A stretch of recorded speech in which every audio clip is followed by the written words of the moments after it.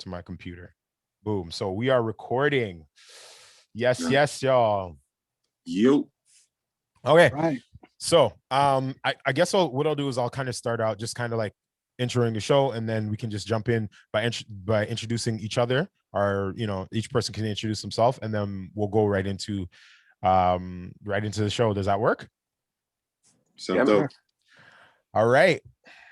Hey, what's up, everybody? It's your boy Tristan Barracks here, the digital storyteller and a big movie fan. And this is the Black Movie Fan channel, where we talk about movies, TV shows, geek stuff, fandom, from a Black perspective, a uniquely Black perspective. So Greg, myself have started this channel, and we want to just invite our friends who are Black, who have, unique perspectives about pop culture and movies and television shows and all that sort of stuff. And today we're going to be talking about WandaVision and episode 6 and 7, which is really, really exciting. But before we jump into that, I'm going to let my guests, or our guests, our friends and colleagues, introduce themselves. So I guess we'll start out with Joe first. All right. Ladies and gentlemen, my name is Joseph Osebonsu. I'm one half of Heroes of the World. You can check us out at www.theheroesoftheworld.com. I'm also an illustrator and comic book artist, and lifelong Marvel fan. No DC fan? Not a DC fan at all? Batman. Honestly, it stops at like Batman, Superman, and maybe Flash, but it's mainly Marvel. Whoa. Okay. Yeah. Okay. Good. Line drawn in the sand. Who's next? Jump in. All right, I'll jump in. Everybody, hello, everybody. My name is Devon. First time doing this, but can't wait to get into this. Big time Marvel fan, huge Marvel fan. Not so much DC, but DC, if they can bring something to the table, I'll jump on. But right now, man, just ready to talk about this stuff right now. Yes. Glad to have you. And lastly, awesome, but not least, of course, Greg. That's it. That's my introduction. No, no, I love everything, man. I love Marvel. I love DC. Listen, DC did bring it to the table with, thank you, Man of Steel, but that's a discussion for another time. That's the only movie. Nah, man, listen. Batman v Superman. Whoa. No, listen, no. I don't care. Listen, watch the extended cut and tell me that movie's not dope. I'm waiting for the Snyder cut. Snyder cut. Yes. I'm gonna reserve whatever how I'm feeling right now until I see that. But right now, hey, but you know what? Funny note. The Snyder cut's not going to be in widescreen, right? It's going to be in like a 4:5 aspect ratio. Yeah, really, because TV. Well, because he shot it. So Snyder, the story goes that Snyder shot what was it? Batman v Superman: Dawn of Justice in some of it in IMAX, and IMAX is actually a 4:3 ratio. It's like super huge, and then they crop in, right, to give that cinematic ratio. So he loved the look of it and how it filled the screen, the IMAX screen. So he actually shot all of Justice League that way. And then obviously, what's his name took over because Snyder had to step away. You know who it is. Joss, is it Joss? Joss Whedon. Yeah. Yeah. And then he changed the aspect ratio. So it's actually going to be like 4:3. So I don't like it, but hey, that's the story behind it. But that's for another day. Today we are talking about WandaVision. WandaVision. I need to just put that whole sort of a song right into one of my sound pads, but it's an exciting time to be a Marvel fan, to be a comic book fan, to be a movie buff person of any sort of action adventure taste, because WandaVision is really reshaping and redefining what and how we see TV and how we see TV integrating with like film and television and all other stuff. So let's jump into episode 6 because we didn't do episode 6. We did a review of episode 1 through 5, which has been released. Well, it should be released by the time this video comes out. So we'll jump into the first couple slides, but let's talk about more of, before we go into like the details of the episode 6. What are your thoughts about where the show is, or where the show was at episode 6, and kind of going into episode 7? What your thoughts were? Just more of a macro view more than a micro view. How did episode 6 end? Episode 6 ends with Wanda extending the hex. Yeah, the barrier. Yeah, the barrier. So it's like that episode where they're trick-or-treating, and it's kind of in the 90s. Yeah. It has the whole, although it's kind of like 2000s, because it has the like mom in the middle. Yeah. You get the whole type of vibe that going there, which was pretty cool. It was pretty dope to see, like, what was it, Billy kind of break the fourth wall, like he was Malcolm, and he become that character. That was pretty dope. Yeah. So let's jump into, I'm gonna share my screen, and we'll look at some of the different slides from the show right here, and then I'll flip over to here. So this is kind of where the show starts. It starts like where they're getting ready to trick or treat, right? And what were you guys thinking at this point, like when we're seeing like Vision? Because remember, the previous episode, Vision started to ask questions, right? And started to like get a better understanding that people are under this sort of mind control. So like, what were you guys thinking when you saw Vision still in the house, and you saw like Wanda together, and they're like dressed up like this? Man, this is a dope homage to the comic books. That's all I was thinking. Like, For sure. this is the exact look. You know what I mean? Yeah. It's funny because I didn't. Headpiece. Pardon? I didn't know how they were gonna. I knew they wanted to try to like wear this costume from the 70s or 80s, whenever it came out.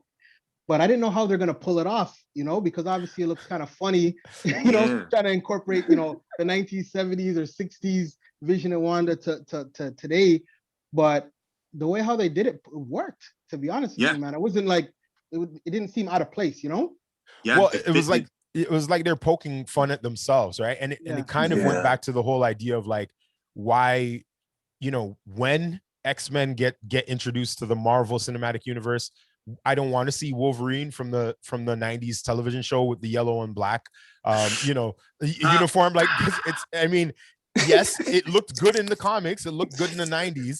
It's not going to look good in real life. Like, it's just not. And Vision and on the real, there's a way to spin it. There's a way to spin those. Really? costumes. Okay. No, like, tell.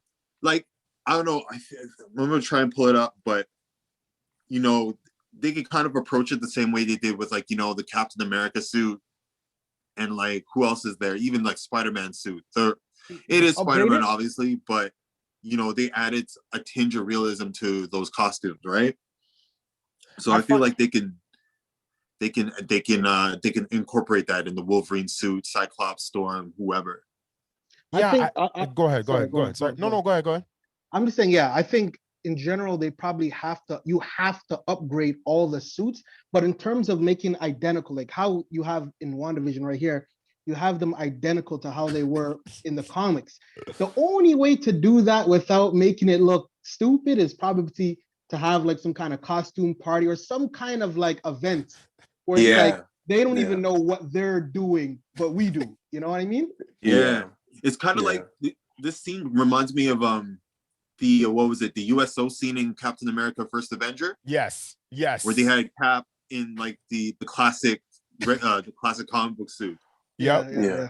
And it looked ridiculous, right? But again, like, it's funny because you see Vision with this red face, and he looks ridiculous. Yeah. But then when you see Vision in like the Vision that we know from the Marvel Cinematic Universe, he has like a crimson face, and you're like, yeah, that kind of works. He looks like a cyborg, like, and it's so weird, but it's just subtle touches that make a difference, Mm-hmm.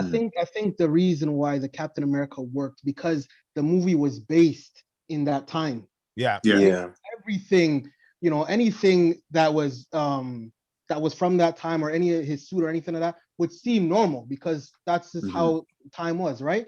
But if you put him in like the 2000s, like how his suit is now, and you try to throw that in there with everything around him, it would look funny, right? Yeah. No. And Yeah. that's how this show is too, right? It's like it's based in different time periods, so you can pull that off. But if it was based like right now in the 2010, 2020s, and then they're pulling the suit off, it'd just be like, let me change the channel. Yeah. Well, I mean, yeah, and it works perfectly with the tonality of Malcolm in the Middle, right? Because for those of us that know Malcolm in the Middle, love it. It's a satire, right? It's one of the my favorite shows on television. It's just super funny, super extreme. But let's jump into the next. I'm going to jump to the next slide here, and right as this is happening in WandaVision, in terms of Wanda's universe, on the outside of the hex, we have Monica Rambeau. Rambeau. Okay, Monica Rambeau, and I just call him the Dick, but like the administrator of Shield, like being a jerk and being a dick. Sword, and he dialed it up to like 100 in this scene. Where it's like before it was like this guy's a jerk, but after this is like, holy flip, man, this guy's a villain, Yeah. Well, that's the thing, right? It's like it's almost like the only person that's probably more of a dick than he is general from Hulk that turns into Red General Hulk. Ross. General Ross is the worst. Like he's by far the worst. Or Secretary Ross now. I feel like they have motivations behind it, like why Ross feels that way. And I feel like even for him, like even when he started talking about you weren't there for the blip, you didn't know how it was for everybody else, it was like, okay, I'm kind of sympathizing for this guy. But then he just goes off into this other level, and you're just like, yo, what the heck? You know what I mean? It's like, right? Okay, I'm starting to understand. Okay, I understand where you're coming from. And then boom, this guy's just like, get the hell out of here, escort them. I was like, what? I want them out of my face. 100, Exactly. Yeah. But I think that they, because of the nature of the show and the fact that, like, if you think about it, we only have 2 more episodes left. Like even at this point, we only have 3 more episodes, right? This is episode 6. We kind of had to expedite some of the arcs of some of the characters, the side characters. He's a side character. So we just have to know, okay, there has to be a reason why Monica has to go in another way, right? Or you know what I mean? Or and that also leads into episode number 7, which we won't talk about yet. Spoilers for that. But I like what you're saying, Devin. What do you think, Greg, about this scene? Yeah, no, it was just a scene where it was like, okay, you were hoping that, Monica would somehow reach out to him and, get a level of reasoning out of him, but it just went completely left. And, then they ended up having to go another route in order to figure things out, right? So, yeah. By the way, side note, I don't know the actress that plays Monica, but she's fine, okay? She is fine chocolate. Yes. Oh my God. 100%. Beautiful. Tiona Paris. Have you seen her in anything else? Yeah, Shy-Rock. I've seen her in Dear White People. And she's in Shy-Rock as well, I think. Yeah. Yeah, no, she's a great actress. She's phenomenal, and she's not bad to look at all. But let's jump into the next one. This I had to catch this sort of frame, because for me, this was one of the freakiest moments of the whole show. I don't know, how did you guys feel? It was awesome though. It was great because we always were focused around, like, we know that Westview is obviously a large area, and Vision, Wanda are like essentially the center of it, where majority of the activity is what we've been seeing. But then in this scene here, this was when Vision went out to the outskirts of the town. Yep. And we could see, it's kind of like, you ever play those open world video games, and like, in these open world video games, you have what's called NPCs, or non-playable characters. And they're all just running on scripts. Like, they have a task, whether it's, they walk from their front door, go mow the lawn or whatever. But we could see that it seems like Wanda's level of like control is not as strong as we thought it was. Cause like these people who are on the outskirts, they don't have full scripts where, they have a whole routine that they run throughout the day. Like this lady here, she's literally, I think she was just putting her hand back and forth on the clothing line to like simulate that she's hanging up the clothes, but she never does it. And then the freakish thing is that we actually see a tear run from her eye. So she's like aware of what's happening, but she can't break out of the the script that she's running on. That's crazy. Mm. Yeah, I mean, it when I saw that, I was just like, this is pretty messed up, man. Like it made me realize that like all of these people that are in the show we're watching are actual real people. You know what I mean? Like we have outside of maybe episode 4, when we kind of start seeing like the outside, like all of Sword's surveillance of everybody who's inside the hex. We don't really know that these are real people. You know, we're not reminded that no, these are people that had real lives before this whole hex, right? So when you see moments like this, it's just like, it's creepy, it's sad, it's scary. It's like, it shows how powerful Wanda is. Like, I don't know what you guys think. I felt it answered the big question of where is everybody else? They said this is a town of like 4,000 people, but yet we only see 10 people, you know? So when this scene happened, it was like, oh, okay, so so there is other people, because I didn't know where they were. Were they in their houses? Did she keep them in a corner somewhere? And this character, anytime she needed a new character, is okay, this is your turn. I didn't know what was going on, or even the children, right? That was another thing that got answered in this episode too, right? But it was just like, wow. And then obviously the tear again was just like, damn, like because I don't think even when the first couple of, I mean, yes, the first couple of episodes showed like, you know, the old woman, I can't remember her name, and she was married to their boss, the Vision's boss. Oh and she was like, she said something like when he was choking, right? Yeah. So we knew, and then the other Indian guy that Vision works with, we knew something was up. But to this level where it's actually she's crying, it's like, how come they didn't express that kind of level of, you know, I guess vulnerability? But well, remember, so by this point, just to kind of bring everybody up to speed, by this point, Vision kind of makes an excuse in episode 6 not to go trick-or-treating with Wanda and the kids and their twins, as well as Wanda's brother, right? Pietro. Pietro. Nailed it. Pietro. So he does that so that he can sneak away. He said he's doing the neighborhood watch, but he's actually trying to sneak away to basically find out what's going on, right, with this whole community. So he gets to the edge. As he gets further and further closer to the edge of Westview, that's where he starts seeing people cycling through. Because remember, there's this lady doing that sort of thing, and then her husband keeps on picking up and putting down stuff, and then there's a whole bunch of people that are just frozen. So I don't think it's necessarily that people were like that are closer to Wanda didn't have this capacity, but I think Wanda doesn't have as much control the further out, you know, the closer you get to the edge of the hex. She kind of puts people in certain cycles because she doesn't have power to control everybody all at the same time, you know, and then make it seem like they're freely thinking as well. You follow what I'm saying? Mm-hmm. Yeah. That's sort of at least what I gleaned from it. The closer you are to Wanda, the more mind control she has over you to basically rewind the show, edit the show, do whatever you need to do. But the further you are in terms of being closer to out of the hex or on the outskirts of town, the less control. Therefore, she just puts you into this sort of tiny cycle. Yeah. That's crazy. Don't these people got to eat and go to washroom and stuff? Yeah. Listen, I'm not even thinking about it, man. I'm honestly, it's a comic book. That's you're going deep. You're going deep, straight up.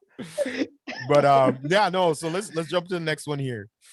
Okay, this is the commercial. Yes. Yeah. This commercial, man. Yeah, this commercial raised so many questions. Yep. I didn't want to, like, I wanted to kind of just do a quick snap, but for those of you that can't see it because of the podcast or whatever else, it says Yo Magic strawberry, and it looks like yogurt, right, with some cheesy what is this shark skateboarding. And basically the premise of the commercial is that there's this kid, he's on a deserted island and he's like really hungry, and this shark says, when I get hungry, I eat Yo Magic. And then basically gives this Mm-mm. package, this yogurt container to this kid. The kid's trying to open it, and as he's trying to open it, he slowly basically disintegrates into a skeleton and like And he dies before dies. he can open it. It's really grim. It's Like actually it a was really good. dark. It was so I was- dark. So dark. You I know, was shocked. I was watching it with the wifey, and you know, she was like, "Whoa!" Like they just like took it to another level just with that commercial. Like, what's going on here? Yeah, And it's bad. I mean, you know, and I haven't watched any videos, anyone's analysis on it or anything, but like, it would be very interesting to know like what that was all about. But I as feel you like were just saying it, Tristan, I was like, oh, like it says yo magic, like I eat your magic. Yeah, exactly. So I was like, Yeah. oh, okay, like wow, okay. Yeah. I feel like I want to hear what you guys have to say about this, man, because with this I'm torn. with this commercial here, like the Yo Magic, I feel like we're gonna get like the full story behind it in the last episode. Mhm. Like, you know, what is it about whoever's magic, whether it be Wanda's or even Billy's, that is worth sucking or worth consuming, and you know who's actually consuming her magic. Well, Yeah, but I doubt it's what anybody about the kid? else. What about the kid though? What, like him dying because he can't open it? What do you think that represented? It So- represents yeah, go ahead, Joe. Go ahead. yeah, it represents just that, like, you know, him trying to, like, you know, access his like fuller powers, but at the meanwhile his abilities are getting sucked away, and as But they're he getting could- sucked away, he's Oh, dying. okay, so you're saying him trying to open it, but I'm saying like he didn't even open it. Yeah, But, he did didn't it. get to. but you know what? I also think that for me, I think the kid represents Wanda, and if Mhm. you notice, and again, I guess this is again, this is open spoiler discussion, and we're talking about episode 6, but this kind of spills into episode 7, where we kind of see, based upon what happens in episode 6, Wanda is losing control of her powers, and she's sinking deeper and deeper into sort of like a depression and Mhm. into a state where she doesn't want to deal with any of this anymore, right? So like, Yeah. you know, the walls are changing and all these other things are happening, and I think that's sort of, the kid is symbolizing like somebody controlling Wanda and draining her energy to While the point she's where weak. while she's You know weak, the right? thing And is- she's Yeah. draining her, you know? I get that too, but you know the thing, all the commercials, they're all coming from the depths of Wanda's mind Yep. and what she's Yeah. going through. But this one, it feels like it's coming from somebody else. Absolutely. Exactly. You understand what I'm Right. saying? Yeah, It's not from. yeah. This is not how she feels. She doesn't know what's going on, right? Yeah. So that's why I'm just a little bit like, is it whose commercial is this? You know, like That's it. But remember, It's this commercial and the commercial in the next episode. exactly. I was about to say that. Yeah. And Yeah. the other thing you got to think about is with the reveal in episode 7 of who the actual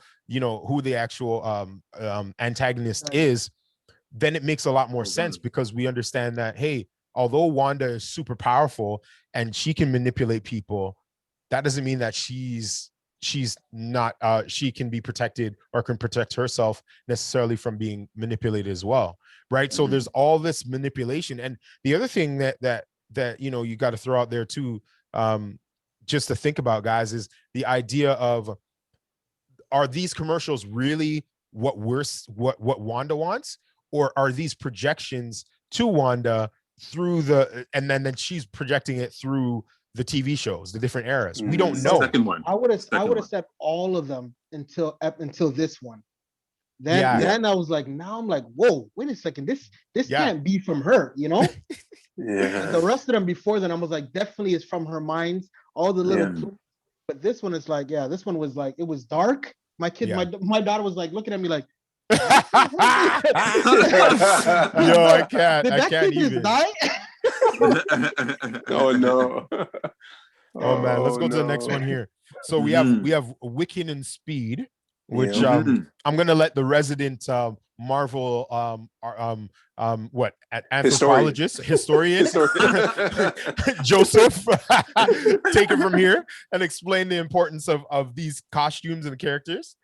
Yeah, so these costumes are they're a homage to the Wiccan and Speed costumes that you see in the comic books and from the Young Justice books. So, like Wanda and Pietro, one twin has super speed. The other one can manipulate and is like a master magician, manipulate magic and is a master magician. And like they're like one of the most popular or two of the most popular characters in comic books. Really? Especially Billy or Wiccan, because his character represents a whole new generation of characters that they're in the LGBTQ community. They just I think in the comic books he just got off they just had like a big wedding storyline with another character called the Hulkling, who he was romantically involved with, and there's like all these big things that they're doing with those two characters. You know, they're part of the Guardians of the Galaxy now, and you know, it was cool. It's cool to like see for fans of that character. It's cool to see, you know, those two kids in those costumes in that particular scene. That's pretty dope. That's pretty dope. Look out for them. Honestly, look out for them in like upcoming films, because I know they're definitely gonna pop up in. Well, what is it called again? They're gonna grow again before the series is over. Oh, 100%. 100%. 100%. What's the is it the Young Avengers? Young Avengers, yeah. They're a part of that with oh my gosh, what's her name's what's his name's daughter? Falcon. Ant-Man? No. Ant-Man's daughter, Cassie. Kate Bishop's in it. Kate Bishop isn't that Hawkeye's daughter? No, that's Hawkeye's protege. That's Hawkeye's protege. Okay. Yeah. Hawkeye's protege, and then also Ant-Man's daughter, and then these guys as well. Yeah, and then another kid, Patriot, that ends up joining. It's gonna be crazy. I mean, it's gonna be really dope. It's gonna be crazy. It's gonna be crazy to see what they do with it. Hopefully, it doesn't become too cheesy, because I still love me some like original Avengers. Like I don't care, like and Marvel characters. But okay, I think they're gonna represent for this for these set of movies, especially with the Young Avengers, because you're gonna get like not only you'll get those core characters, but rumor has it you'll get like Kamala Khan, Miss Marvel, and like Ironheart. Ironheart. We're gonna have to definitely do a separate video, guys, to talk about some of these characters, because I don't know, like I'm not familiar with Miss Marvel and what Ms. Marvel, the difference between Ms. Marvel and Captain Marvel is. Like I don't get it. I honestly don't. And then Ironheart. You said Ironheart? Ironheart, yeah, Riri Williams. Who's that? That sounds so familiar. She's like the next Iron Man. Yes. Yeah, okay. Got you. I just hope with this Young Avengers, they have their own thing. I don't want it to be like they're front and center now, and then they are who we are following from now on. I don't want that. Yeah. I don't want that, because there's so many characters coming, and you got Eternals. That's a bunch of characters. Young Avengers, the Avengers that we have right now. Yeah, Fantastic Four. Fantastic. Like you have so many different characters, and it's like I kind of want everyone to have their own pockets instead of like just saying like, these are our main guys, right? We still didn't get what's the guy who's in the sea, who's in the ocean? Namor. Namor, Submariner. Yeah, we haven't done Submariner, Namor. Like we haven't done any of these people. Like there's a vast array of superheroes that haven't been touched. Man, I'm looking forward to like Namor, Galactus, Beyonder, Silver Surfer, Fantastic Four. I mean, I'm ready. I'm ready for I don't know how they're gonna do all this stuff. I think it's just too much now. They just opened it up for so much before, like, damn, like just all the characters that we're naming right now. It's like, and they have their own movies, or are you gonna join them? It's like there's so many of them, and I don't want them to be cheeked. I don't want them to be like, okay, this guy, we know in the comics he's big, but then we put him in like Hulk. He doesn't have his own movie yet. Type of thing, well, right? Devon, you know why? You know why, there's right? a reason, yeah. I know Hulk, because they don't have the rights to him, right? Well, they have the rights to make a film. They don't have the distribution rights. Okay. So the problem is that it's kind of sucky, because Universal, they're waiting for Universal to stop making anything and just for the rights to bounce back to Marvel. Once that happens, we're getting a Hulk movie, sure. They have the character rights. It's the same thing with Namor. They can't make a main Namor movie, but they can use the character. Who has Namor then? Universal. Oh my god! Wow. So back in the 90s, when Marvel was bankrupt and they were selling the rights to all these characters, they sold Hulk and Namor to Universal. Oh wow. Yo, I still to this day, I'm upset, but I'm not upset that like Sony has Spider-Man, because I kind of feel like Sony didn't do a bad job with Spider-Man, but at the same time, I'm like, I feel like now they need to give back Spider-Man to Marvel. Yeah, but they'll continue to share them with Disney. You know that, right? Because they'll continue to share it with Disney because that character is a cash cow. Well, yeah, it's only like it's good business to do that because Sony has not made their cinematic universe as strong as Disney. But anyways, I don't want to be misdirected. We're not even done. Yeah, let's stay on track. I mean, we got so many topics, as you can see, people that we can talk about. Anyways, so this part we'll talk about really, really quickly. Greg, you want to break this scene down a little bit so we kind of get it? Do you remember what the scene is? Yeah. So this was pretty much where, you know, the aftermath of when they got kicked off the base and then they snuck their way back in. And then not only were they trying to figure out like a way to, I guess, get into the hex, but then Darcy found that there, I guess, was this super secret file and, you know, she wanted to hack into it. So Monica Rambeau and I forget his name. What's the agent's name? Chow or Jimmy something. Woo. I'm sorry. That was really, really racist. I'm so sorry. Oh, wow. So they end up leaving, but then Darcy stays behind to like try and like, you know, get access to this file. So that was pretty much that scene. But you know what? The one thing that somebody pointed out, which I thought was interesting and I thought was a good point, was like, why this girl's an astrophysicist? How is she a hacker? Those are two totally different things. Two totally different professions. Listen, it's the same thing that I had when you were just like, yo, it's too deep. Don't look too deep into it. If she's smart, that means she could do anything. She's smart. She has glasses and she knows sciences. Yeah. She knows STEM. It's one of her sided things. Like that's one of the things it's that crazy. I think, we missed in that clip was that she looked at Monica Rambeau's DNA and she realized that it was changing, right? No, that was I think that was before. That was like the episode right before. Yeah. No, it was right here. I think it was right here when actually I can't even remember, man. No, because this is when they were hiding out. This is after they got kicked off the base and then they fought their way through and then they found a truck somewhere randomly. I don't understand how, but yeah, I mean, there's certain things that are just convenient plot points. You just got to go with it, right? You just got to go with it, right? So here's the part that I thought, in my opinion, really, really fooled me. Where what's her name again in the show? Aggie or Agnes.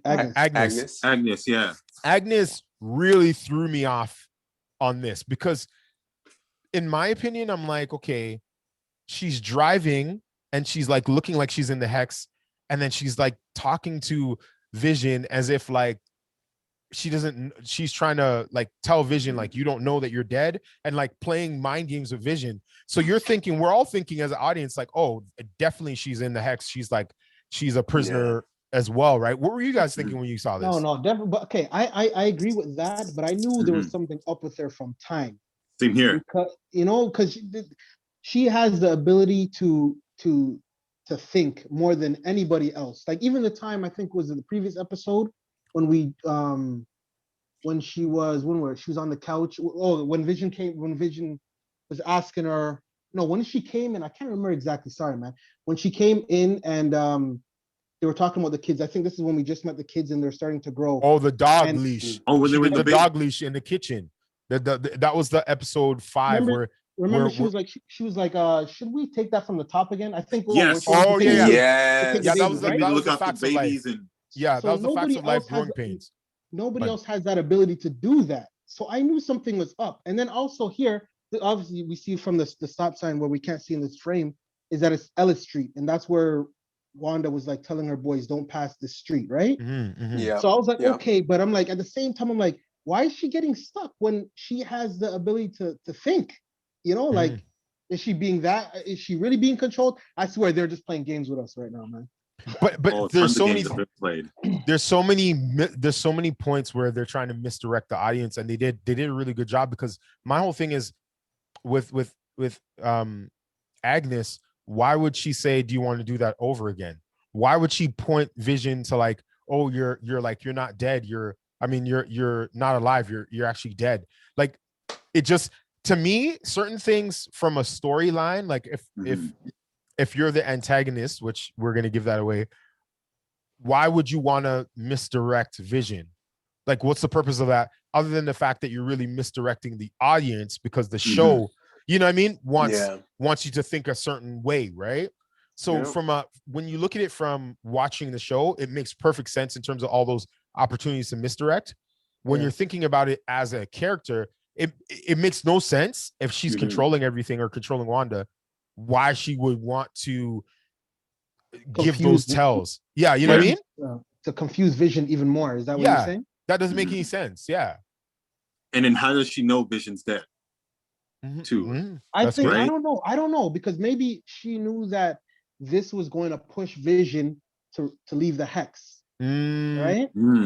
Yeah. So I don't know. She's a sick bastard. She's sick.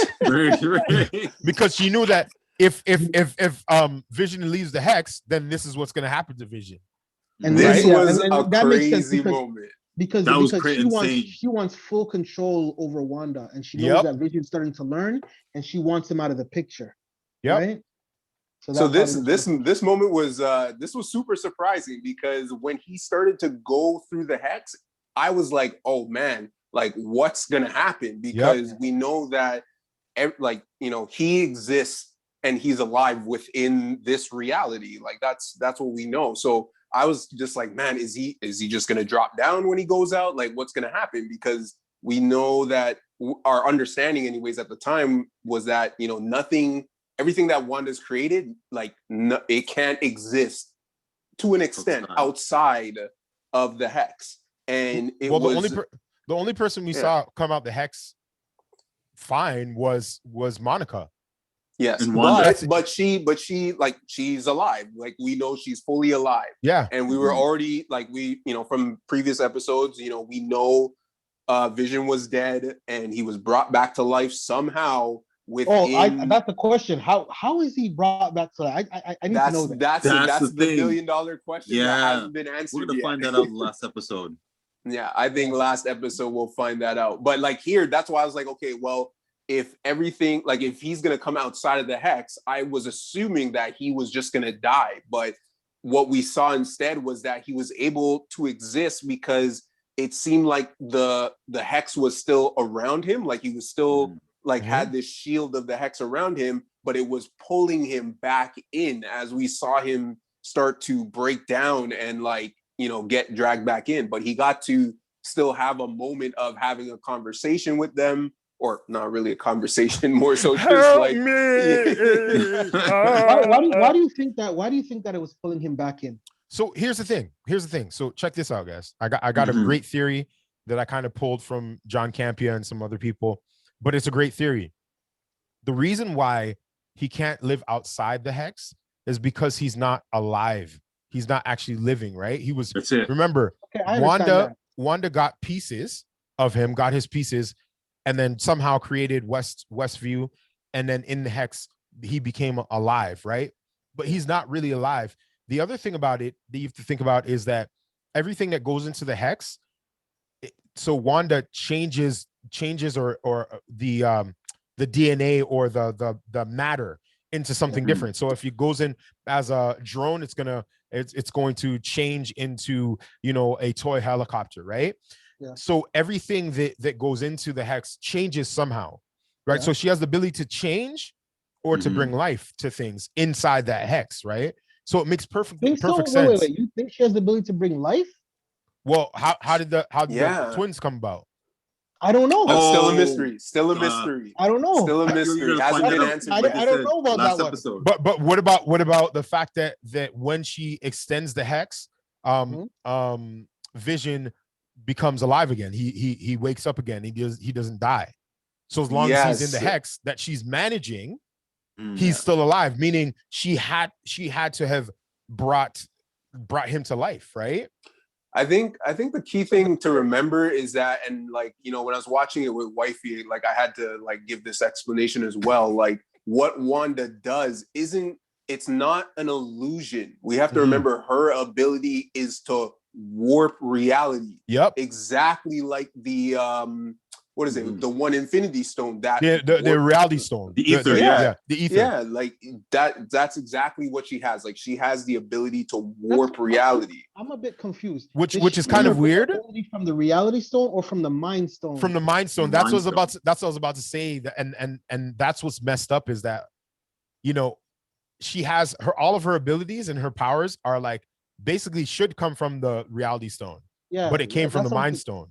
Yeah, but to a certain extent though, because remember, so yes, Wanda got her like her and Quicksilver got their powers from the Mind Stone. I don't think it's necessarily that okay, because we're using this specific stone, you get this specific power. It's just more of what are you talking about? I'm saying that doesn't make sense. That makes no sense. Like I'm just saying that makes no sense because it's not about the ability of the actual stone. It's just more so of the cosmic, call it cosmic energy that the stones give off.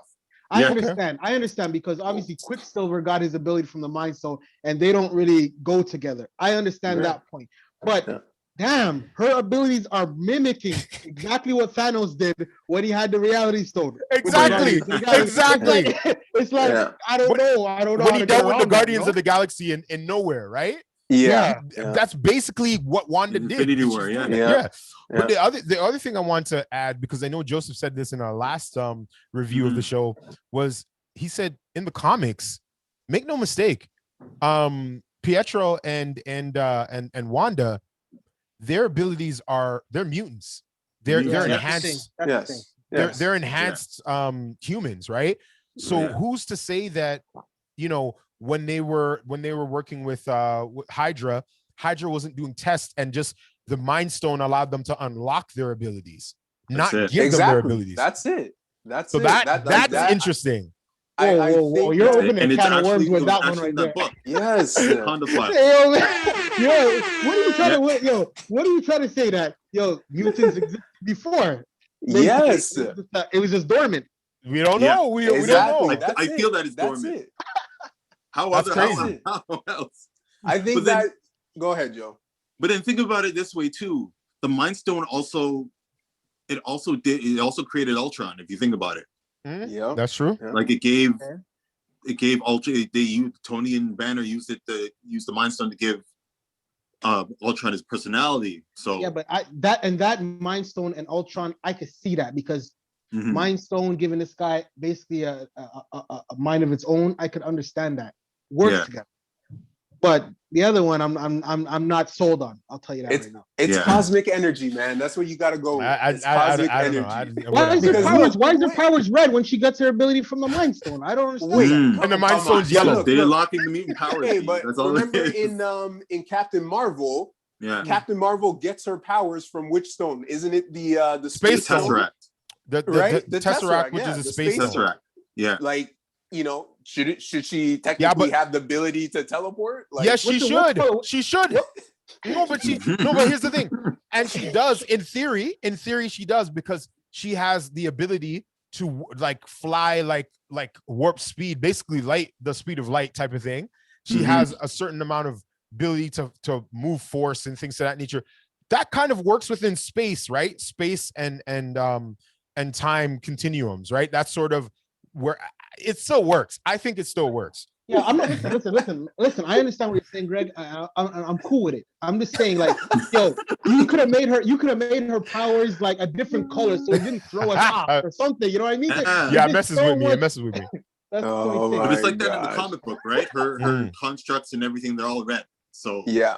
So the problem is that they're trying to work around her not being a mutant. Right. Yeah.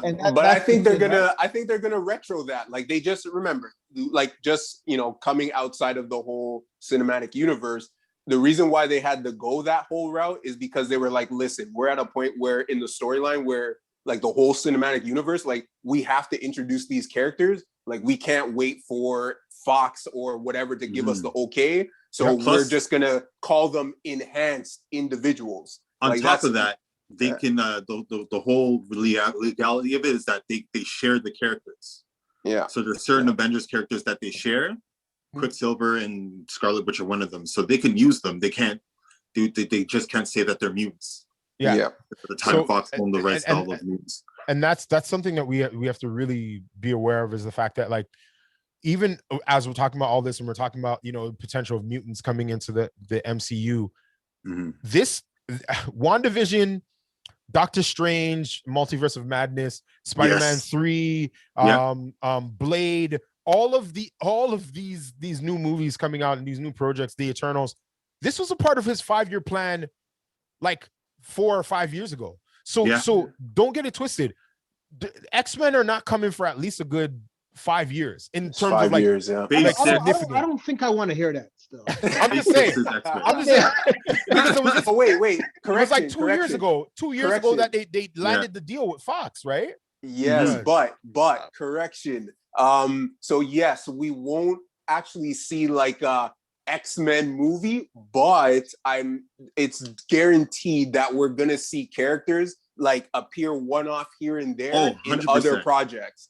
Like for sure, because they're gonna just build them up, right? Yeah. Listen, like for sure, you're gonna see Wolverine pop up one here and there. No, I think Wolverine is the one character that you just can't do right now because Hugh Jackman, we haven't forgot about him yet. Yeah. So I think he's probably the one guy you can't do. Probably even Professor X too. You can't have an X-Men movie. You might be able to throw in the idea of mutants and some rare mutants that aren't as important until we get to there, but the idea has to be laid like now. Like, are you going to introduce all these other people and not explain mutants yet? We're already behind the eight ball, right? Okay, guys. Yeah. Let's get back to finishing up episode 6. We still got all of episode 7 to talk about. So at this point, we have basically Wanda.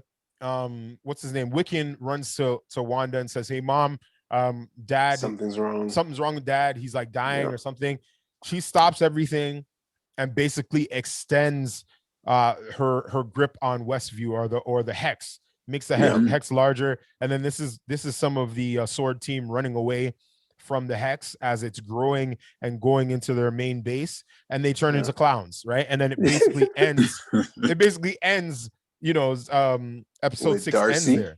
Darcy getting absorbed into it. You think as soon as Pietro said your husband can't die 2 times or second time, you think as soon as he said that, she was like, "That's not my brother." Yeah, absolutely, absolutely, 100%, definitely, absolutely. That was a jerk thing to say. Like that was like he just gave it away. Exactly. Or the questioning of the accents and all that other stuff. That's 100%. That's not her brother. So let's jump into episode 6 or 7. Sorry, Episode 7 starts out. This is our modern family. Modern office, family. slash office episode. So we're well into the 2010s. What did you guys think about like just overarching storyline pace of this episode 7? This is the episode where you finally see Wanda losing it. Yeah. Like she's losing control. Things are transforming around her. Things aren't coming together as she did in the earlier episodes. Do you remember the episode, like a couple episodes before, when the flamingo, I think it was the flamingo, would walk and change? Do you think that was also because she was losing it? I have no idea. That was a weird thing for me. I didn't understand it. I don't know if you guys understood it. I didn't understand. I think there's I know who's behind it, but I'll wait till later on in the discussion to bring it up. At that time when we saw the flamingo, I thought that was just like an effect of her being pregnant with children that have these abilities and stuff. So it was just control. Either whether it was the children doing it or it was just her powers going out of whack because she was pregnant. Yeah, because remember she was in the kitchen and her jacket would keep on changing. And I also thought it was just a symbolism that it was a stork. So like storks, like in Looney Tunes and stuff like that, bring babies, right? Like deliver babies. So that was sort of a part of that too. By the way, just a side note for those that don't know, Elizabeth Olsen is the younger sister to the Olsen twins, who are the twins that were in Full House and that are fashionistas. And she looks like them really bad here. but she Oh, also yeah. looks very, very cute. I don't think that she's really like super attractive, but she looks actually really nice here. I don't know why. Like her face is just good there. You know what was interesting though? With them going through all the different years, how did we not get a Full House era episode? Like I don't know. I thought that was well, that's what weird. the 80s intro was like, right? No, that was like WandaVision. that was like Facts of Life, Growing Pains. Yeah, No, the ending part when they were like having like a little picnic in the park. That was Full House. Yeah, that was Full House. Yeah, that was.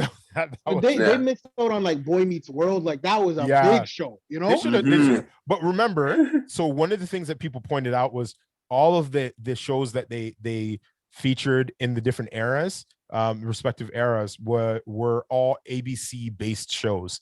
ABC is owned by Disney. Yeah. So the only show the only nod that they give, that's a non Disney show or non ABC show, is The Office, and The Office is like that's what they start this episode with.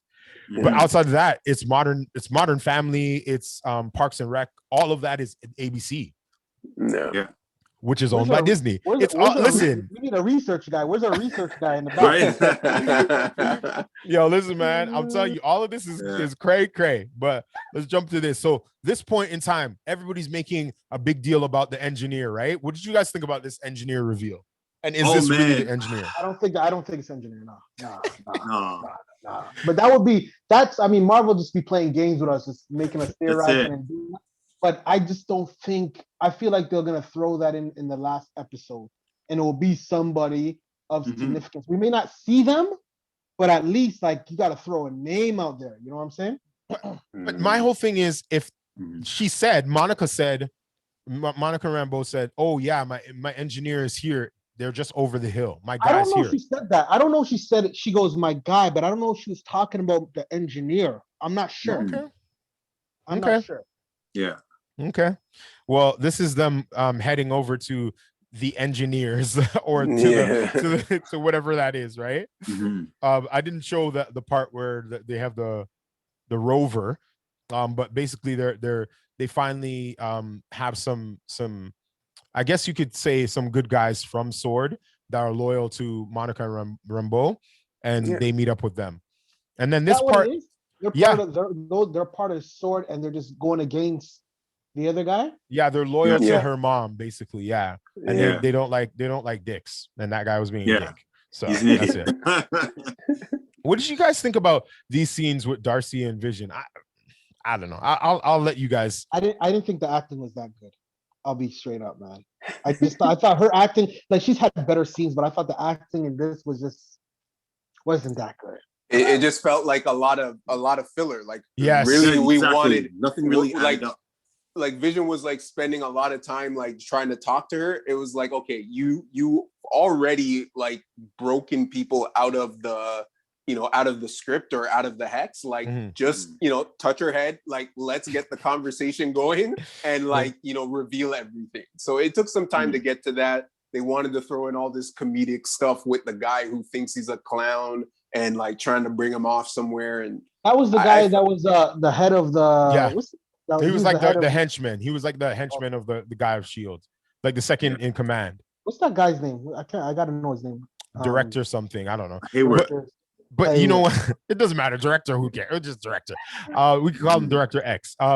No, but the thing I didn't like about all of these scenes was it felt like filler, and it didn't really progress the storyline. It was just like every time it came on, I was kind of like, okay, let's just hurry up and get through this scene. Or I picked up my phone and looked at something on my phone because it didn't feel like it was really important. And then there were certain things I was questioning. I was like, that were answered later on where like, they're at the crosswalk and they're talking, and then, Vision just flies out and finally like realizes I can just fly to where I need to go.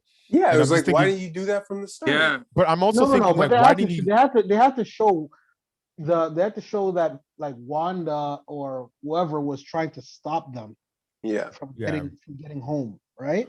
I thought that scene was all right. I'm all right with that. I didn't really care for it because I'm just like, okay, if you're a Vision and you know that this girl got trapped in the hex, why would you just fly away? Why don't you lift up? You literally are strong enough to lift up multiple things, right? Why didn't you just lift up the stupid funnel cake truck and fly it to the house?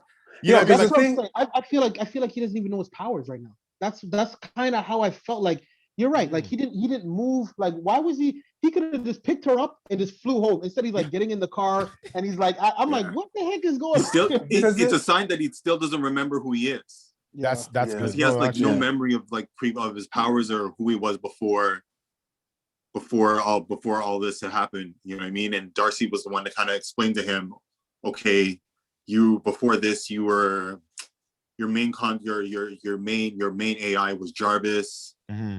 Yeah, all the details. You saw the part where he's sitting and they're interviewing him, and he's like, yo, I just need to get out of here. And then he takes off the thing and he goes. And then they flip to him in the truck, and he just phases through it. Yeah. I was just like, I don't understand that. How do you're like, are you in two different places, or but you're doing the exact same? You end up doing the exact same thing. It's that whole Modern Family. Have you watched Modern Family? I didn't watch that. Oh, okay. Yeah, Modern Family, Parks and Recs. They're all mockumentaries. So it's a fake documentary TV show. So it's like Modern Family is a modern day family with mixed relatives that live together, and it's basically like this documentary crew following them, and then at certain points they'll cut to them talking about their life and talking about a certain situation, and then they'll cut back. Same thing with The Office, same thing with Parks and Recs, same thing with Community. Well, Community was a little bit different, but it's that sort of idea, and to me it's hilarious, it's funny. But I just don't understand. So if you're being interviewed and then you decide to go, you should just go home. It cuts to you in another place, and then you leave too. You have to watch. You have to watch those shows. When you watch the shows, you'll get it. Trust me, you'll get it, and it's funny. It's actually very funny. It's like the interviews happening in his mind. It's kind of like that, but it's kind of like, it's just different. But if you see the shows, you'll get it. What do we think about this ad here? Oh, that was funny. Ooh, okay, yeah. Joe has this one. Yeah, I researched this ad, the whole thing with the Nexus antidepressants. Yep. So the Nexus in the Marvel universe is kind of like the lobby or gateway to multiple realities. So I think this whole commercial is hinting towards that whole bit. So basically hinting to Doctor Strange and the multiverse of madness. Bingo. Listen. I thought this was also just directly talking about Wanda. Like, you can't have no theory. You can't think anybody else. That's Wanda there. Yes, for sure. And what was interesting about this ad, it was saying, take it if you wanna like actually get in touch with your feelings and get a hold of reality and blah blah blah. So it's like a play on these two ideas, right? It's like, yes, it's called Nexus, which is talking about multiple realities, but the symptoms of it, or the side effects, is that you're actually going to get your real reality and deal with the truth of your reality and the truth of your feelings. You know what I mean? So it's not, it's pointing one way, but then it's pointing the other, which is the whole antithesis of the show, right? Where it's like the show is pointing one direction, but then it's going another direction all the time. It's always pointing over here, but it's really going over there, right? Which is what makes this show so dope. I put this here. Why do you guys? Okay, what do you guys know about this house, other than the fact that it's? I personally know nothing. Is that Dottie's house, or is that Ralph's, or the black guy? This is Agnes's house. Yeah. So remember, I know they were talking before. They were saying like, "Yo, she doesn't even have a house. You never seen her house before." No. That was the reason. That was Monica Rambeau. Yeah, that was Monica. Yep. But this is Agnes's house, but this is also the house of the show, from the show Bewitched. This is exactly how the show, the house from Bewitched looked in the show. You gotta have a slide on that of that clip too, man. I know I don't have a slide of it. I literally have a slide. Let me see if I can pull it up and throw it into the slideshow. Can you guys still see the slideshow? Yeah. Okay, perfect. No. But tell me what you guys think about this. That'd be crazy. If that's true, then that's just another Another Easter egg, another nod right there. Listen, from the time that I saw them put like multiple hexes, are you guys seeing? What are you guys seeing now? Are you guys still seeing the slide? Or are you guys seeing? I'm still seeing the same house. Okay, perfect. I am going to find Bewitched, but talk about a little bit about this scene where we're talking. I'll go to the next slide just so we're talking about this scene where we're talking about the kids here. Did they actually show that picture of her house in the episode? Yeah. I don't even remember that. Okay. Yeah, it would have been like a quick 5 seconds, right? Like just, well, not even 5, like just a transition to like show that. Yeah. Oh, okay. Show that they're there. Going, that's where they are. Yeah. Interesting. So yeah, this part with the kids, I mean, it got a little bit weird because then the kids were like, saying like, hey, like, it's nice to be here. And then Wiccan has like, there's like a weird conversation. And I guess, from later what we find out, it wasn't necessarily weird for, I guess, Agnes. It was just more so her kind of maybe being weirded out by Wiccan himself. Because I think as soon as he said that to her, she was like, okay, these guys gotta go. It's true. You guys have too many questions. Yeah. He's like, I can't hide it. So guys, so just to let you know, this is the Bewitched house. This is the house. Okay. This is the house. Oh wow. Okay. Yeah. They nailed it. They nailed it. Was ABC? I don't know if it was ABC. Maybe it was, but literally like that's the Bewitched house. That's crazy. Like they literally nailed it all the way. All the way, man. I mean, these are the little things, the hexagon shaped stuff on the pillows and on the, like, it's just those little things are the things that take the show over the top. The slight touches. It's crazy. Yeah. I thought that this was a really weird scene because the kids were like, it's almost like they were sizing her up. And then she was kind of like, man, this actress, I don't know what her name is, but she's such a good actress. Like, or something. You just never know what she's thinking. You know what I mean? She did really good. And her acting in this whole series is fantastic. So dope. So we get to one of my favorite scenes of the whole series. Let's talk about it, guys. What do you guys think about the Monica Rambeau getting her powers, centering herself and having her radio vision? Okay, I'm gonna go. Remind me again. I'm gonna go against popular opinion and say that I feel that this was actually a weak scene. Like I was not. Oh my god! No. I was not expecting her to get her powers like this. Like Joe. What were you thinking? You're the historian. Okay. I know you know how she gets her powers, but like I just felt like. I don't know. I was expecting something more grand. I was expecting something more grand, but I felt like this was weak. This was grand enough. What are you talking about, Gregory Smith? Yeah, this is definitely against popular demand. Joe, what? How did she get her powers in the comics? In the comic book, so what was it again? She was a Coast Guard in the comics. Mm-hmm. Ends up being black. Exposed to some type of energy field. So 1 second, I'm gonna pull it up on Wikipedia. And you should be able to share your screen if you want to. Yeah, can I? I don't know. Let me just make sure. Oh wait, but I have to. What happened? Cargo ship, dangerous weapon. Trying to prevent the creation of a dangerous weapon. Rambeau, it was exposed to extra dimensional energy as a result thereafter being able to convert her body into energy. So similar circumstances to what's here WandaVision. Greg, so I don't understand. What were you expecting? I don't know, man. Like, I mean, all it was is this, she decided to go. So this was what? Is this her third time going through the hex? Second time, sir. Second time. Yo, no, she went through and then she got kicked back out. And now she's going through again. Yeah. And then the first time she went through. So this is the third time. Her. How is this the third time? It's the third time that she's gone through the energy field. Yeah, it's the third time. It's only second time going into the hex. Okay. Yes. Yeah. Yes, correct. So I get it. I understand it. Like, because remember, we were told early on it's changing her DNA. And then this third time, it's like, you know, pushes her to the limit. And then somehow she's able to control it. And I guess literally pull herself back together as we see her, you know, split into all the different versions of herself she's been playing in the Hex. That was all cool and everything. But I don't know, you know, all of our, we've seen all of our heroes, what, you know, Iron Man, Captain America, everyone else have their big moment of their becoming Captain America who they just got are. injected with serum. That's it, man. Yeah. Yes, I know.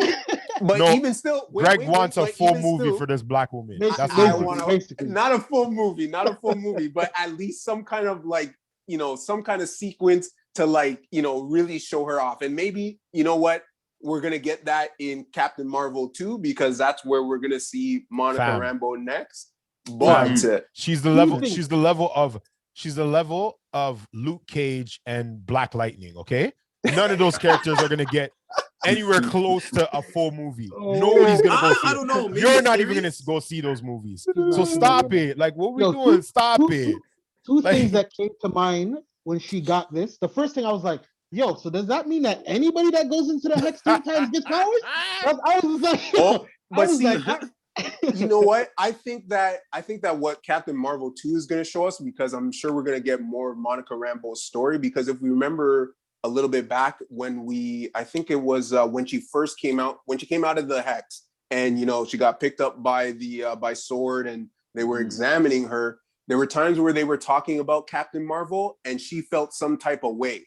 Yeah. So I feel there's a story there, and I don't know if it means that, you know, Captain Marvel did something and she's upset about it, whether it has something to do with her mom, or if for somehow she maybe got, well, I guess it would be tough to say, like, maybe she got some kind of I was gonna say radiation, but that might be it. I feel like there's more to the story of just, it's not, because like you said, there's other people who have gone through the Hex, so why has nothing happened to them? But for some reason with her, she's changed.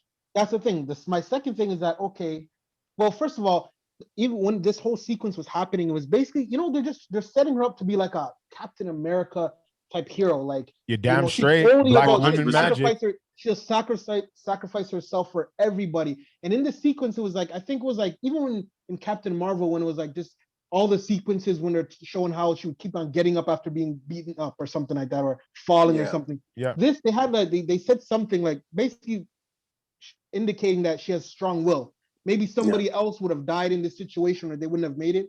But because of her determination, she was able to get through. Right. Yeah. That's one thing. But also, whoever got zapped by this, or, you know, maybe it's the introduction to how people get, you know, mutant abilities. I don't know. I think could be. I personally even think though that's not my number one theory though. We also want to take into context that she was also like her mother and like Captain Marvel. They were space explorers. She was the top of her game before she snapped, before the Thanos snap. So when we're thinking about this, we don't know what she was exposed to. We don't know, because remember, Captain Marvel got exposed to the whatever engine, right? And then that gave her powers, right? Tesseract, yeah. We don't know if Monica was flying in space, got exposed to something, then her mom gets cancer, and then she gets snapped. But then we don't know. I don't think that's a good way to introduce a superhero that 5 years ago, when we can't even see off screen, she was, you know, something happened to her, and that doesn't seem right. Yeah, that's justice, man. Yeah, but essentially, this is what that's what WandaVision is. WandaVision are things that happened before, like just after. This is like a week or two after Infinity War, right? No, this is a week or two after Infinity War. No, but what the point I'm trying to make is that, like, people like Marvel has no problem going back in time and telling you what happened in those 5 years or 5 minutes after the snap, or going forward in time, because the reason why we know that this is like right after Infinity War, like right after the whole funeral for Stark and whatever else, is because you mean Endgame. You mean Endgame. Endgame. Keep saying Sorry, Infinity War. You keep saying Infinity War. Yeah. So I'm like, no, not Infinity Wars. The Endgame. It's Endgame, like a yes, week or two yes. after Endgame. Is because Spider-Man Far From Home is 3 months after the events of this. Yeah. And we know that. But even Vision says something in this episode where he's like, it's just been a couple of weeks or something like that, right? So no, Vision doesn't say that. Yeah, in this episode, this last episode, he says when he was talking about all the things that have happened to her, and he's like, for me, it's like, for me, it doesn't really, he's like, it feels like it's happened to somebody else, but for her, it's only been a matter of mere weeks or something. He says something like that, right? Mm-hmm. But I understand what you're saying. Like, Marvel definitely goes back and tells stories, but an origin like that, I just feel like something else that is insignificant, or less significant. But to say like, this is how she got her powers from something that we didn't even know about, like, we need to at least experience that, no? A flashback of seeing that in this series, not in some other series, right? It's tough. I think at the end of the day, there's just a lot of questions, because again, even with this, I don't know, like, this is what she sees. She sees radio waves or something. I have no idea what this means. It's it's CBMR, some type of nonsense. That's the historian, Marvel historian. CMBR. Say it one more time. Say it one more time for the people. No, tell us exactly what tell us exactly what those those letters mean. Yeah, you have no idea. Microwave background. There we go. Omni microwave background. What? Cosmic microwave background. That's what the field is made of. Okay. Oh. Yeah. And she knows how to get it. I explained in episode 4, actually. Yes. Yeah. And because she's been exposed to it like twice or several times, she's going to develop those powers, right? Yeah. So. But I just wonder why nobody else. I mean, how come the Chinese man don't want to get no powers? He's just afraid, eh? He's afraid for his life. Anyways, see, that's what I wanted to just quickly go back, because that's what I was asking before. Like, why was when Vision was escaping from the hex, it was pulling him back in, but for her, wasn't pulling her back in. She was able to go out and come back in. You know what I mean? Yeah, absolutely. He was trying to get out, and it was literally like pulling him back in. Why do you think that? But remember, the key difference between the two is that Monica is alive. She's living. She's actually still a living human being. When Wanda got Vision, it was Vision's remains, and he was all over the place. Yeah. So remember, she can conjure realities and she can manipulate things, but like, I don't think she can like give life in the sense of like make a whole human being necessarily from like she's a god. I don't think that, but I think within that reality, she can animate Vision so that he thinks this version or this fragment of Vision thinks that he's Vision. But remember, he doesn't know anything. He doesn't remember anything of his past. So technically, he's just really whatever she placed inside of him. So why were the children just growing out of nowhere? What do you think about that? I don't know. You'll find it in the last episode. I think that really crazy. With, I love how them is just like, so why this? This is back. We don't know, nigga. We don't know. What the hell you think this is? Sally Jesse Raphael? Nigga, we don't know.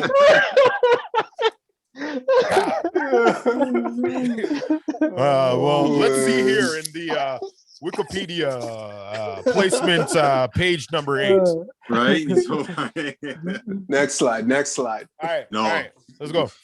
All right, we're finishing up, guys. Thank you for staying with us. Appreciate it. So now we have this face off between Monica and Wanda. What do you guys think about this? Monica Rambeau and Wanda. This is pretty intense. It was pretty intense face off. Like, especially when she lands and then you see like her eyes glow and everything. I'm like, oh my gosh. Yep. It's happening. Like Spectrum. When I get Spectrum, it was pretty cool. Yeah, and she owns that space. Sorry, go ahead, Joseph. No, go ahead. You were just saying? No, I was just saying, literally just saying that Monica, the actress that plays Monica, just owns that space. Like, I believe her wholeheartedly that she's Spectrum, that she has these like pure thoughts, and like, go ahead. Yeah, you fully see it in this scene. Yeah. Like she just brings it, and she just brings it against this against Wanda in the scene. And Wanda was trying to kill her there. No. Yeah, well, she was. She tried to throw her down. And then and people are making a joke. They're like, you're a full-fledged superhero when your eyes glow and when you do that type of landing. That Monica, you're a superhero now. You're done. Yeah. It's over. Do that. On the knees and everything. That's true. That's comic books 101 right there. Yeah. And then it leads us to the big reveal. Yeah. This is not the big reveal yet. This is like this is when we're like, okay, yeah, so yeah, we know that Agnes is somebody that she's not. You know what I mean? That she's acting like somebody, a friend, but she's not really a friend. She just comes out of nowhere. Yeah. Well, she came from we saw her looking at this sort of these two facing off. Yeah, through the window. And then, I kind of jumped a little bit because I wanted to kind of get to the main meat and potatoes, but Agnes basically, or Agatha basically says, hey, come to my house, chill out with me, Wanda. She's making Wanda some tea, and then Wanda's like, why is there a cockroach on your window? And why she's looking for her kids, right? Yeah, she's looking for her kids. Where's the boy? She sees the food, and the cartoons, so she's like, where's my kids, right? Why did they show that? Why did they show that cockroach or the cicada? It was a fly.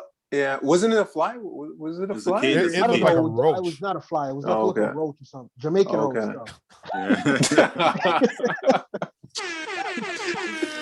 No, I can't. Okay. So then she Agnes says, hey, the kids are downstairs. And like a white person, Wanda's like, Billy, you know what I mean? Are you guys down there? Those are the investigators. Why?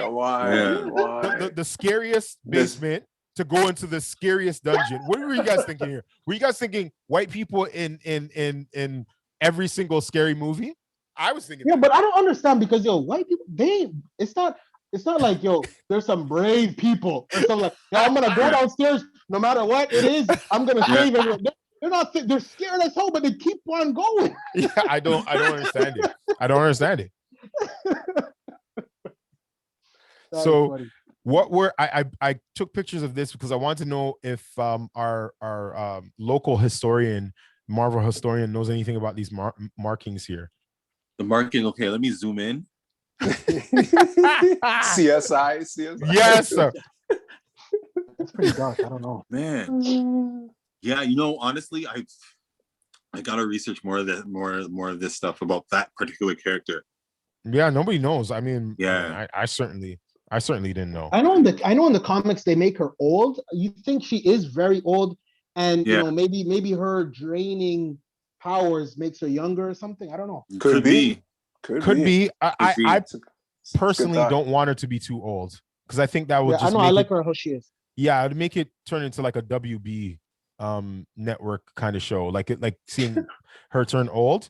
But this is the part that I was really interested in. What is this? Yeah, I want to know what this book is. Me too. Yeah. I don't know. It belongs to said character, but I got to go back and research it. Yeah, people are saying that this may be the book of hexes, where this is where Agatha Hartman, and we're talking about Agatha Hartman because the big reveal was that Agnes is Agatha Hartman, who is kind of a rival. Harkness. Yeah. So Agatha Harkness is the in the comic books is the mentor of Scarlet Witch / Wanda Maximoff. She kind of trains her how to use her magic. I was just about to ask that, like, because she hasn't really used magic yet, So I'm like, I want to know, like, okay, I guess this is how she's probably gonna get her title because I remember one of the first, maybe the third episode or fourth, when they were just like, what the director Hayward was like, what other names does she have? And they're like, nothing, just Wanda. So I guess this is how she's probably gonna get Scarlet Witch, right? Go ahead.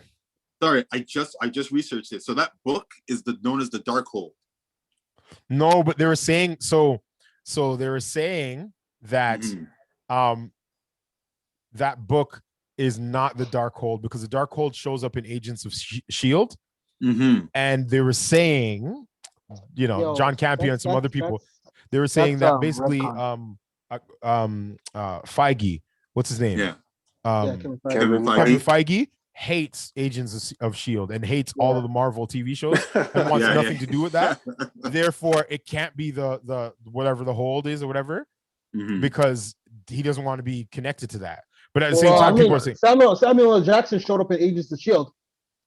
Yeah, but I mean, Samuel Jackson trying to get a check, trying to get that bag. And that was all before the whole. He's not Kevin Feige's not his agent. I mean, yo, Samuel Jackson. If I was doing a home video today and said, "Hey, Samuel, hold this bag," he's coming from LA to be in my home video. You know what I'm saying? But that's really interesting to see this book, and I really want to see what's going on. And then we end off with Agatha doing her eyes glowing purple. Yeah. And then we see that she has a hex on Wanda. So what Wanda's doing to all these people, she's doing to Wanda. But you know what's crazy, because they never throughout this whole series anybody's eyes purple. Yeah. So that makes me think that Agatha or Agnes wasn't controlling them. I don't know if I have enough proof to feel like, okay, if Agnes was behind some of these things. I mean, they show it in the episode, right? When they have that little song, and she's telling everybody that she's been doing all these things, and then they're showing all the purple behind everybody. But I mean, they didn't have any hint of that in any of the shows. But remember, if they had a hint, then I would have been like, then okay, this would have just been even better of a reveal. You know what I mean? I don't think that it would have been better. I think it's better this way, and I'll tell you why. Because remember, we're watching the first 3 episodes. We're watching the show from the vantage point of it being a show. 3 shows, right? Yeah. You know, and one in the 50s, one in the 60s, one 70s, right? Then by episode 4, then we're watching the show. We're watching the actual what's happening on the outside world, right? And the connecting the tissue. If we had inkling of some other sort of magical person, then that would have gave away everything, in my opinion. And I think with this reveal, it goes back to the perspective. First, we're seeing the perspective of what Wanda wants us to see. Then we're seeing the perspective of actually what's happening. And then we're seeing the perspective of the whole curtain being revealed and seeing that the real puppet master is Agatha. So I think it really works on that end. I don't know. She's not the exact puppet master, though. I feel like I don't know. I feel like this was somebody else. Who do you think is? This is the talk now. This is the let's end off. Senior Ralph, Senior Scratchy. Senior Scratch. Oh man. Where's this? Where's Ralph? Where's Ralph? All she does is talk about Ralph. We haven't seen that guy yet, right?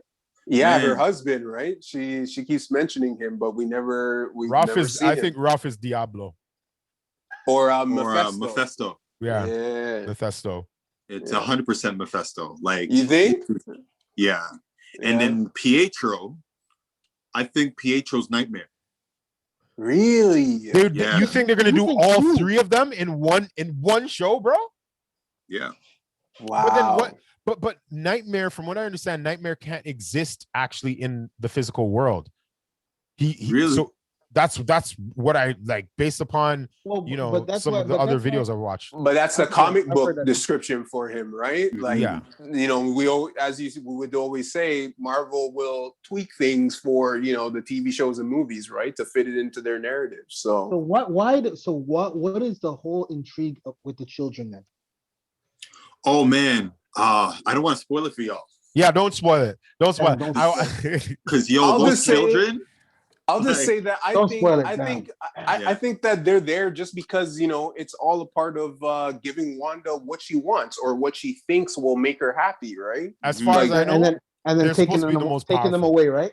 Yeah, exactly. Yeah. But I think from what I understand, they're supposed to be some of the most powerful beings in the Marvel universe. Oh, they are, yeah. Specifically Wiccan.